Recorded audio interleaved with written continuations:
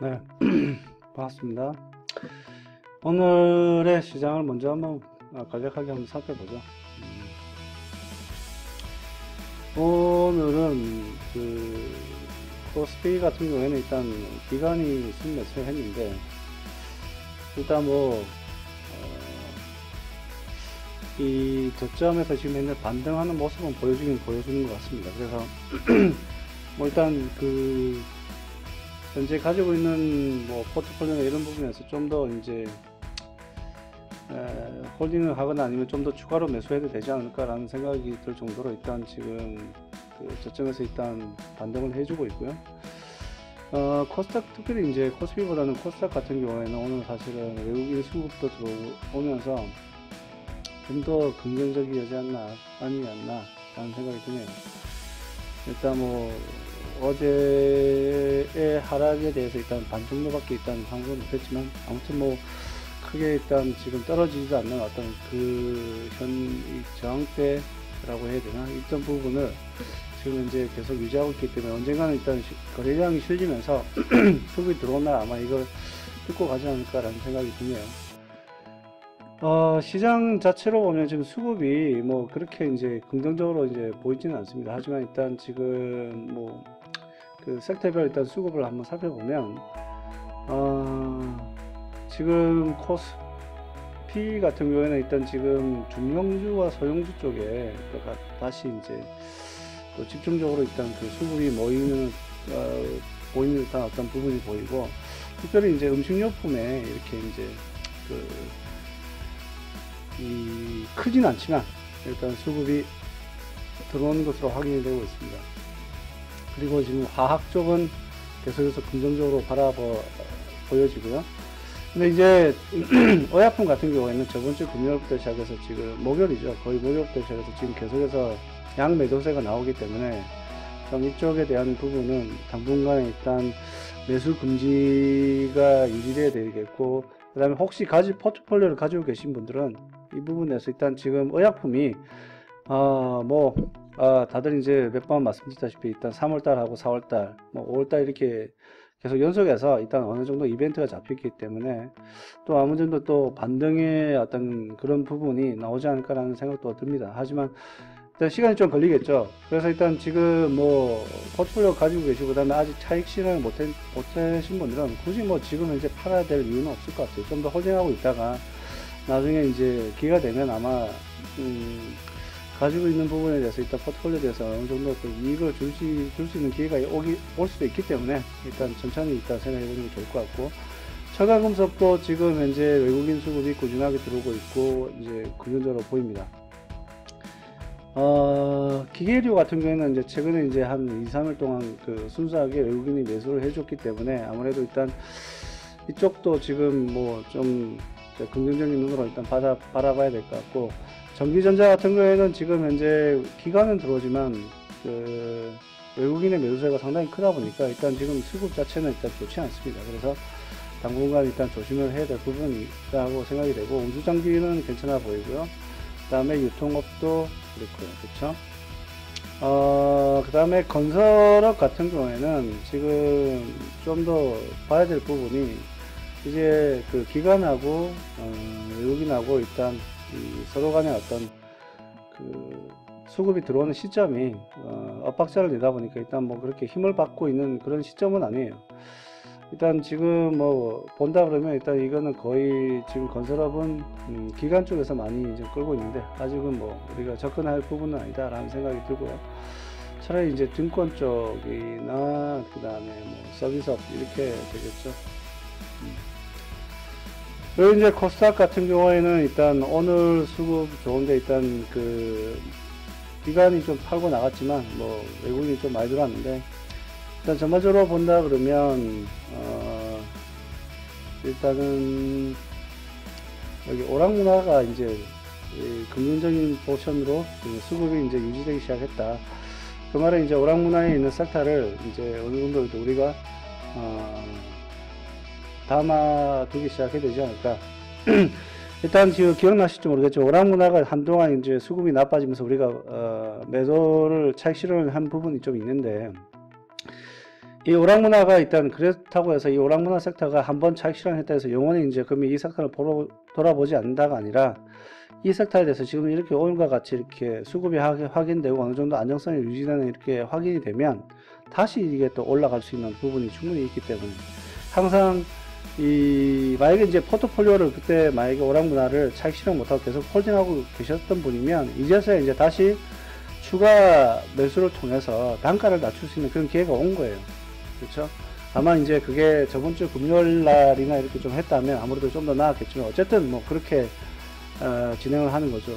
그래서 위에서 지금 의약품하고 전기전자를 말씀드릴 때도 특별히 이제 의약품 같은 거 말씀드릴 때도 제가 말씀드린 게 지금 현재 이런 매도세가 있다고 해서 언젠가 계속 이렇게 낮아지는 게 아니라 주식시장이 아직까지 그 박스권이 있는 한 그 다음에 그 하단의 어떤 그 저항선에서 계속 막 그 바닥을 형성하고 계속 이렇게 상승을 하고 그 다음에 움직여주는 한 의약품에 대한 어떤 그 섹터에 대한 기회도 언제든지 또 올 수 있거든요. 그래서 이게 빠진다고 해서 지금 현재 막 이렇게 같이 매도하고 같이 이제 떠나려고 하다 보면 여러 가지로 손해가 많이 잡힐 수 있으니까 일단 그런 부분에서 일단 전략적인 어떤 매도 홀딩 부분이 중요하지 않을까라는 생각이 듭니다. 그런 부분에서 많이 생각을 해보시고 일단 오락문화가 간만에 이제 들어온 어떤 수급들로 인해서 지금 현재 아마 몇몇 종목들은 이제 이미 출발하고 있을 텐데 오락문화에 대해서 일단 다시 한 번 더 긍정적으로 바라봐야 될 것 같고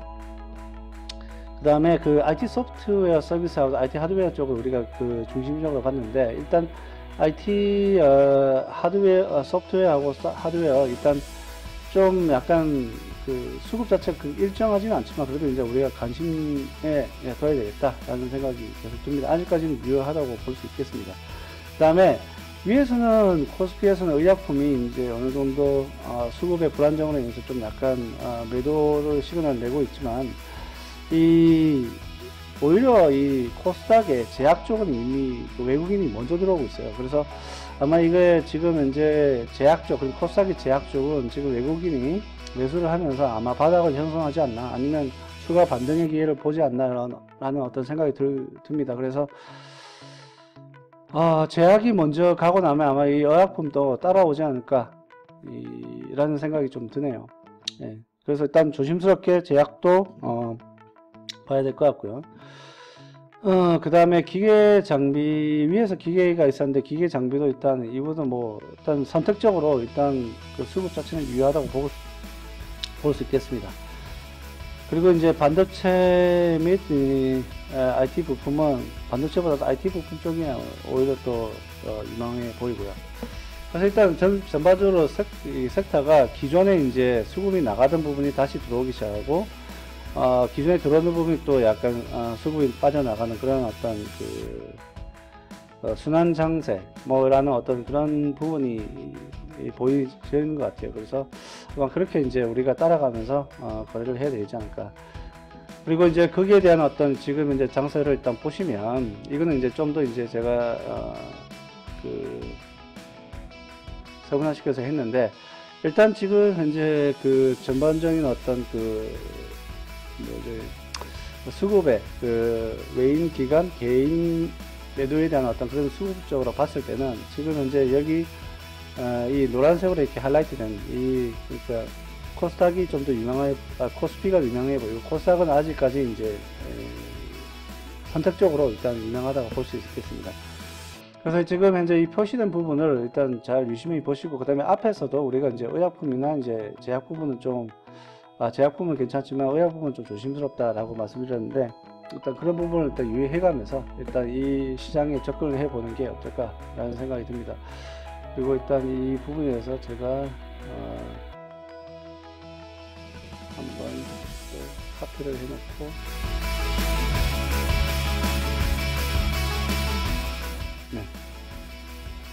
네, 이렇게 이제 카트를 해놓고 계속 진행을 하겠습니다. 일단 지금 뭐 여러 측면에서 봤을 때 일단 제일 강한 부분이 지금 이제 화학 부분이 계속 유망해 보이고요. 의약품은 약간 지금 이제 조정 장세가 아닐까, 뭐 이렇게 길게 동안 수급이 들어왔다가 잠시 쉬어왔던 그런 구간인 것 같아요. 그리고 유통업도 지금 계속 유망해 보이고, 그동안 이렇게 수급에 빈 공백이 있었던 금융업, 은행, 증권 쪽도 지금 다시 들어오기 시작한 것처럼 보이네요. 예. 일단 수급장으로 본다 그러면. 그리고 코스닥도 뭐 그렇게 보면 화학 쪽이 유망해 보이고, 대부분은 일단 그 수급의 공백이 좀 보이긴 보이는데, IT 같은 경우에는 지금 이제 괜찮아 보이고요. 일단 뭐 약하지만 일단 들어오는 어떤 그런 부분도 보이기 때문에, 이렇게 접근을 하면 될 것 같다는 생각이 듭니다. 자, 그래서 일단 저희 관심 종목을 한번 보시죠.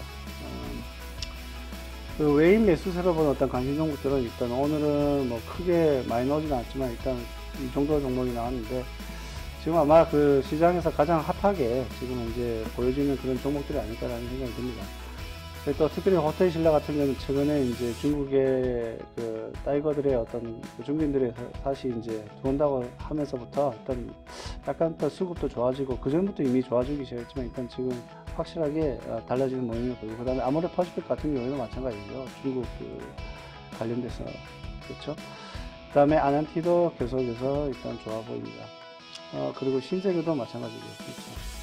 하나로 에어로스페이스도 이게 참 이게 뭐 언제까지 올라갈지는 모르겠지만 이거는 뭐 일단 개인적인 판단에 맡기겠습니다. 삼성 SD에서 그중에 또 비슷한 데 있다는 그렇게 됐고, 그 다음에 포스코 캔텍은 일단 빠지고 있는데 포스코 M텍은 올라오고 있죠. 수급이 좋아지고 있기 때문에 계속 담아줘야 될 거. 하나토도 이제 중국과 관련돼서 나오는 거. KMW 같은 경우에는 제가 이제 좀 이미 예전에 이제 몇 주 전에 계속 얘기하면서 일단 저희가 관심을 담아두어서, 그 다음에 실제로 저도 이제 매수를 했던 종목이고, 그 다음에 그 수익 실현을 했는데 또다시 이렇게 최근에 나오기 시작하는 거 보니까 일단 또다시 이제 가격 상승을 또 구간으로 들어가지 않나 라는 생각이 듭니다. 그래서 KMW 괜찮고요. 그 다음에 파트론도 마찬가지고요. KMW하고 그 다음에 파트론이 거의 같이 가는 것 같아요. 그 다음에 CJCGV도 최근에 다시 이제 언급이 되기 시작하는 것 같아요. 그 다음에 영진약품, 그 다음에 성신양해 같은 경우에도 이제 다시 이런 어떤 그 시멘트가 다시 뜨기 시작하는데,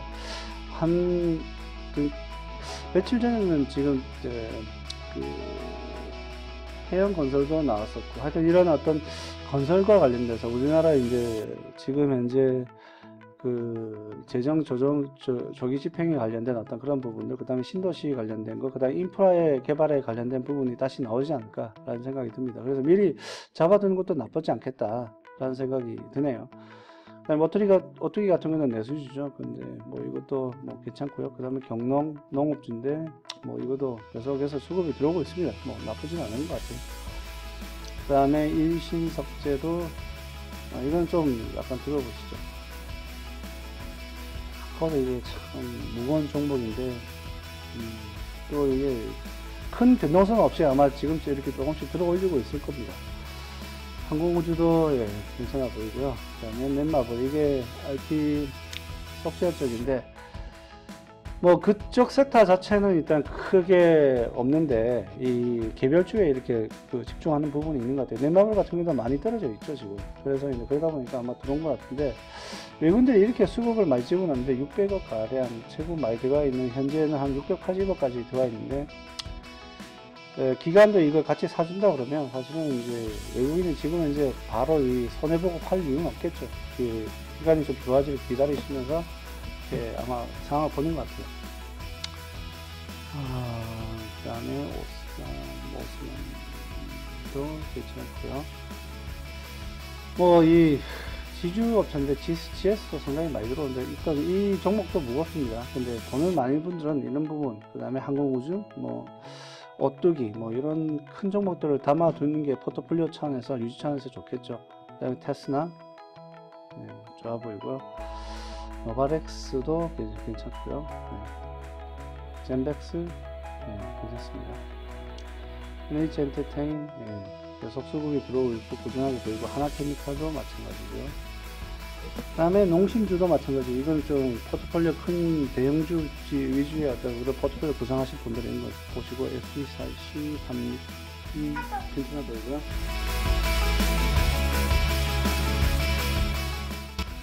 그 다음에 뉴파워 플라즈마, 이건 좀 수급이 약한데, 그나마 이제 변동성을 즐기시는 분이나 이런 좀 이런 주가 주식에 대해서 일단 하루 종일 모니터링 가능하신 분들은 이런 어떤 변동성이 큰 종목도 괜찮지 않나.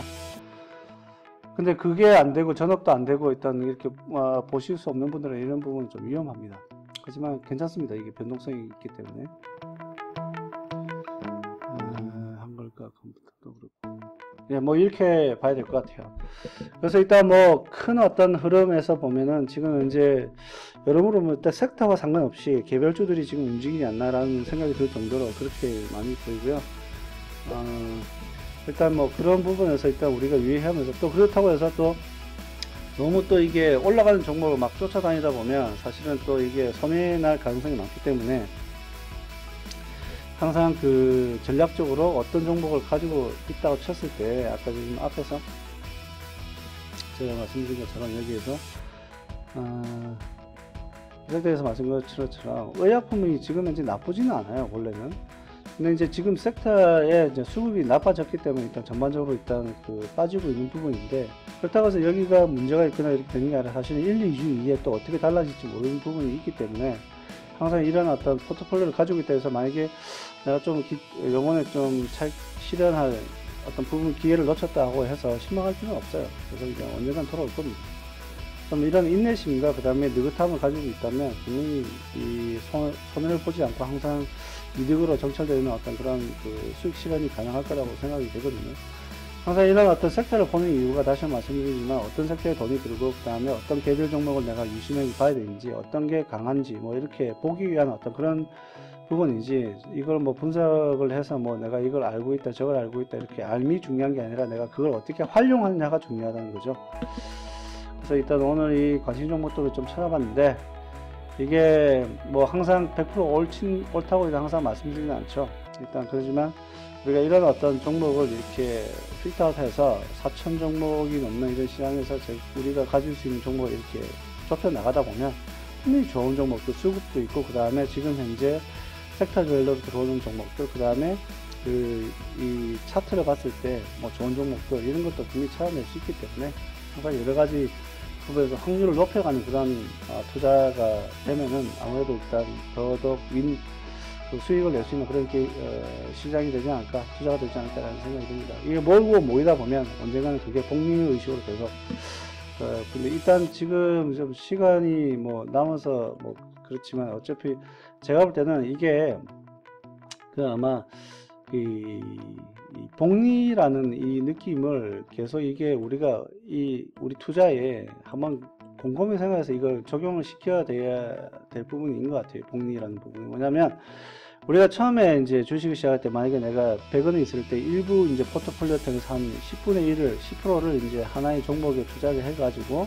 거기에서 내가 이제 한 10%의 수익률을 땄다 했을 때, 그러면 이 수익률을 다시 현실화 시켜서 다시 이게 원래 계좌에서 다시 하고, 그 다음에 여기 포트폴리오에 있는 것 중에는 분명히 플러스 마이너스가 있을 겁니다. 뭐 그게 한 뭐 100%, 200%, 40%, 50% 이렇게 나가지는 않겠지만, 일반 정도로 일단 뭐 견딜 수 있는, 감내할 수 있는 내에서 일단 움직이는 어떤 그런 주식들이, 포트폴리오가 이렇게 1이 되잖아요. 그러니까 내가 여기서 잘못 사버리면 이 조정 구간에서 제가 어쩔 수 없이 손해를 볼 수밖에 없는 부분이에요. 여기 올 때까지 기다려야죠. 이렇게 반등할 때까지.